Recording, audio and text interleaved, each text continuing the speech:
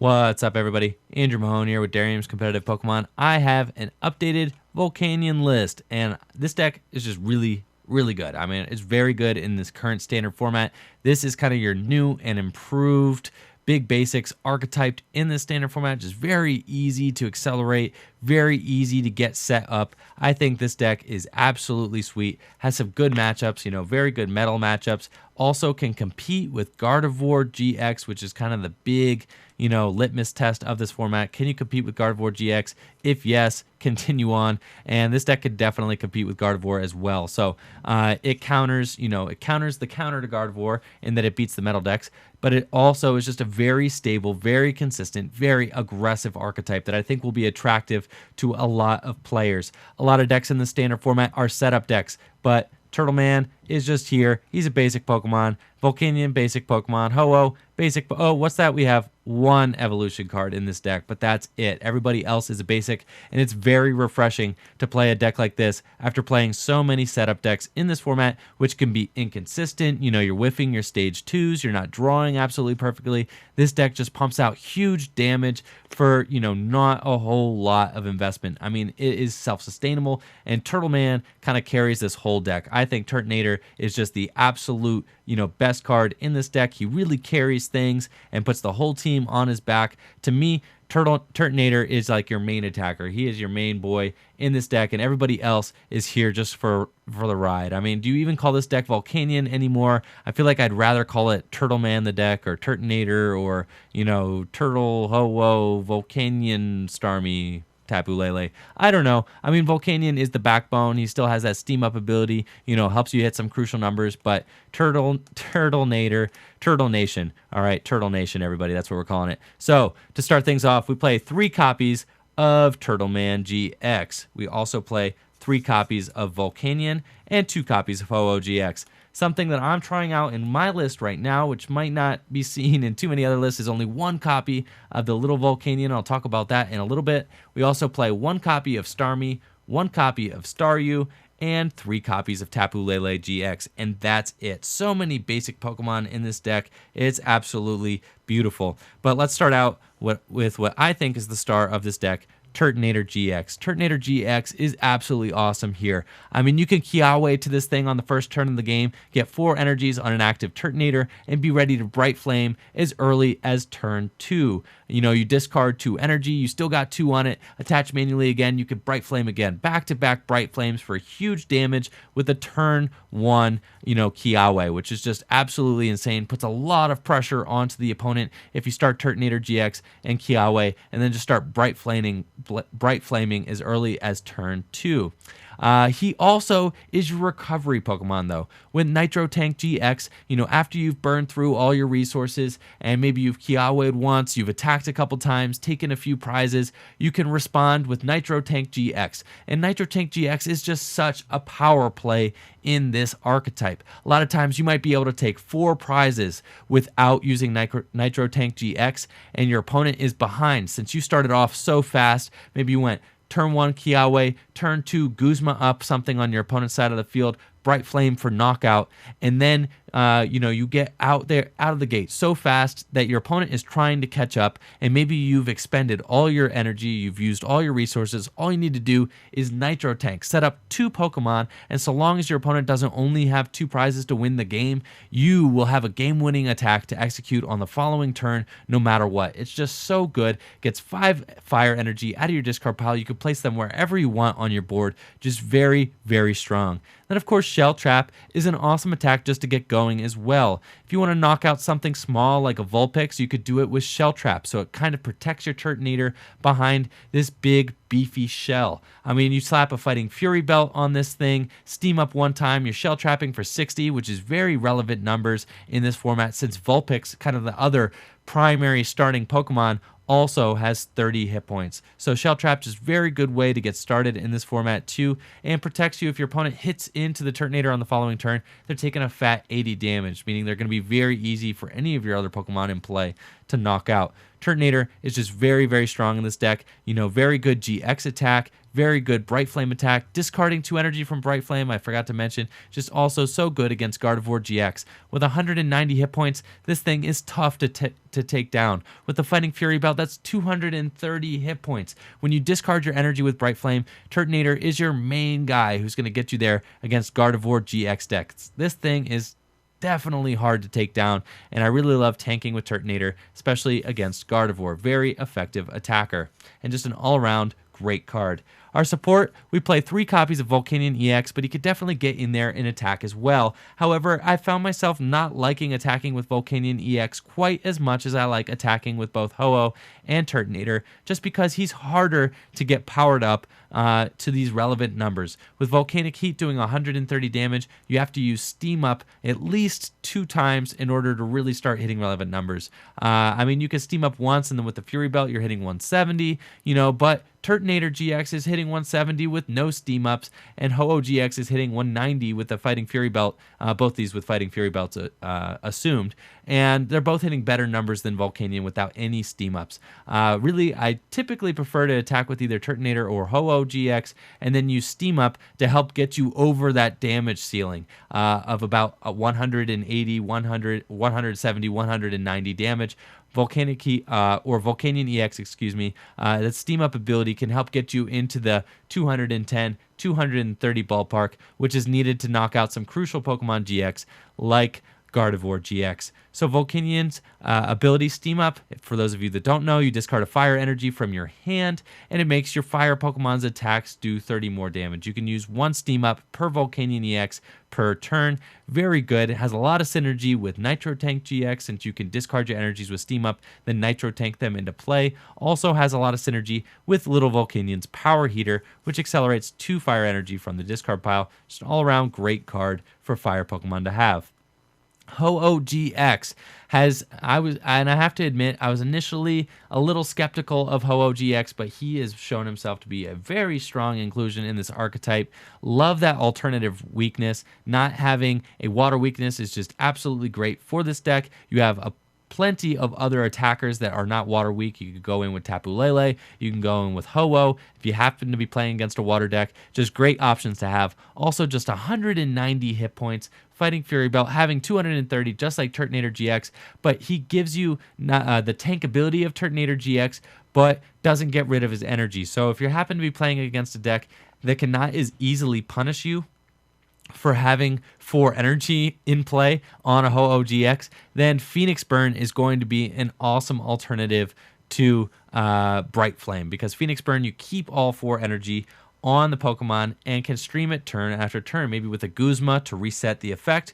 The effect is this Pokemon can't use Phoenix Burn during your next turn, but a Guzma can easily reset that, you know, either retreating with your Staryu or a Tapu Lele or something like that, can easily reset that for back-to-back 180 damage. Sacred Fire, situationally useful, sniping 50 damage to one of your opponent's bench Pokemon, and Eternal Flame GX, I really hope that you never end up using that, you know, just because Nitro Tank GX is just way better. Ho-Oh GX is here for those fat hit points, nice fighting resistance, you know, alternative weakness, and Phoenix Burn. Just an awesome 180 damage, perfect numbers in this format for so many things. We do play 1 copy of the Little Volcanion. I've seen some lists play 3. I mean, you could play 3 copies of this. I've seen the list that play 3 copies of the Little Volcanion, then also play 4 copies of Guzma, so it's easier to get out of the active position, and you kind of just power things up with Power Heater, and then you Guzma up targets. That is one strategy. That is one way to go with this deck.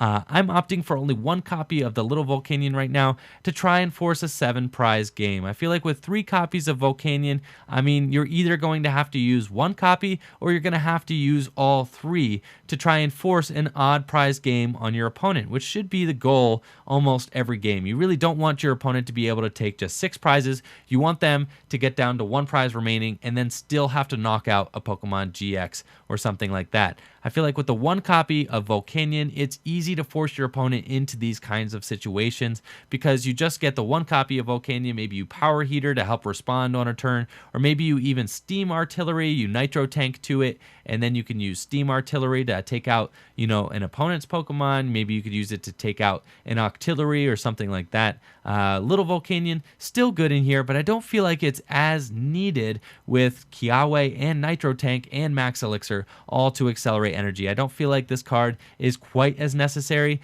I may end up being wrong on this. You could, the optimal list may play 3 copies of this thing, but I've really enjoyed just 1 copy, easier to force your opponent into odd prize games, and also I really like starting Turtonator GX or a big bulky Fire Pokemon GX, so that then you can use Tapu Lele, turn 1, go and Kiawe to it, and then just go off very aggressively from there.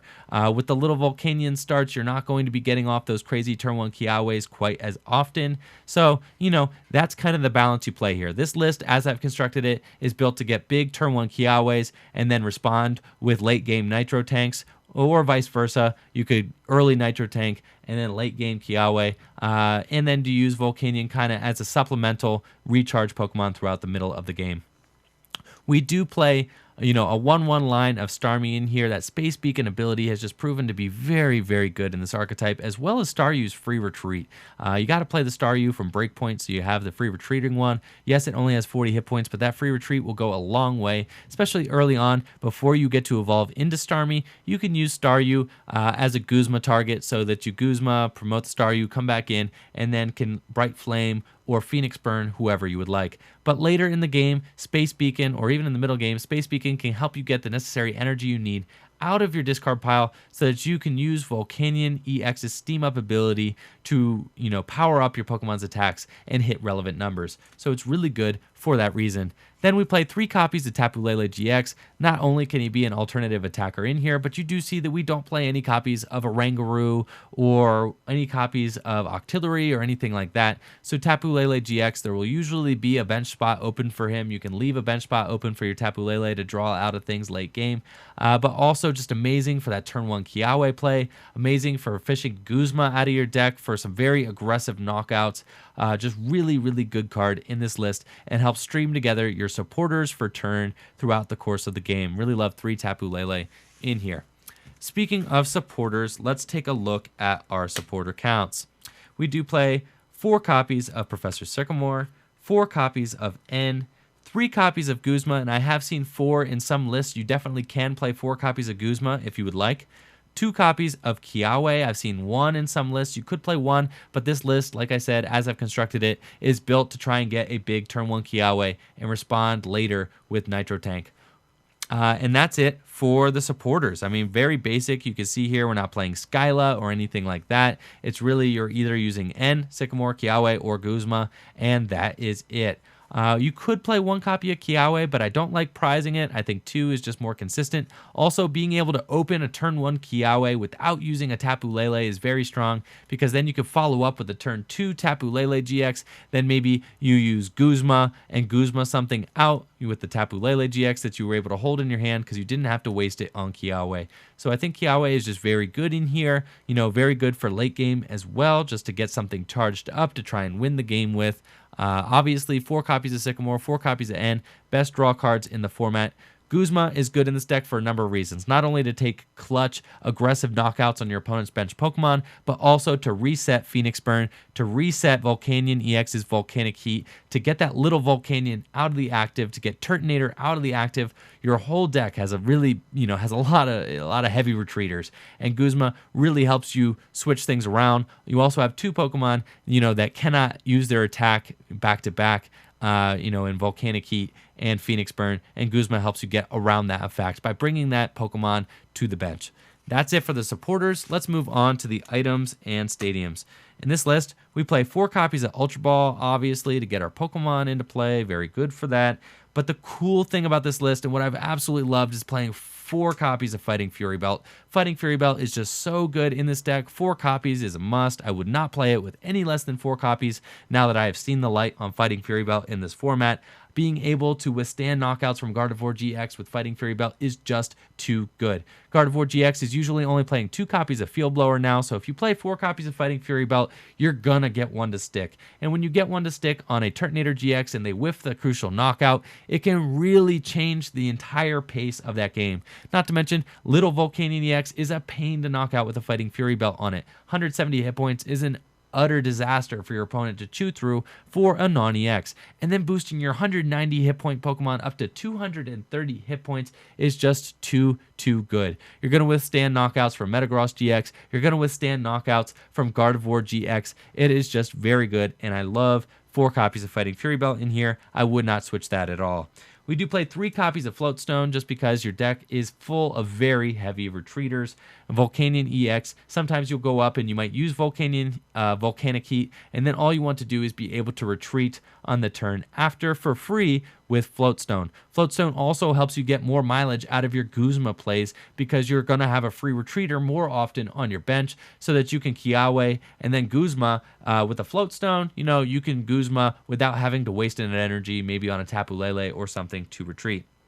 We also play 3 copies of Max Elixir just to help keep this deck charged and going between the turns that you Kiawe and between the turns that you Nitro Tank. You can pull off another attack using Max Elixir in the middle of the game. Keep, kind of someone going there. Very easy to get kind of one attack charged up throughout the course of the game using Max Elixir only. Like I said, a lot of times you might find that you're able to take 4 prizes before you can use Nitro Tank, and then you use Nitro Tank to kind of shore up your board position so that you're ready to win the game on the following turn. And Max Elixir helps you to take those 4 prizes without using Nitro Tank, and I really like Max Elixir in here. I will admit the Max Elixir hits whiffs more often than you would like to, especially after a turn 1 Kiawe, which is why we play a whole lot of fire energy in here so that you could take 4 energy out of the deck, attach them to a Pokemon, and then still be able to hit some Max Elixirs even after you do that. We do play 2 copies of Field Blower since Garbodor is bad news for this deck. You also want to be able to remove your opponent's Fighting Fury Belts, since Fighting Fury Belt does kind of cause you to whiff some crucial one-hit knockout numbers if you can't hit your appropriate steam ups, which doesn't always happen. Field Blower, very good for moving that Floatstone from Garbotox and Garbodor as well. Just very good card. Allows you to have access to your Space Beacon again, allows you to have access to your Tapu Leles again, which are things that are definitely crucial to the operation of this deck. So I do like 2 copies of Field Blower in here.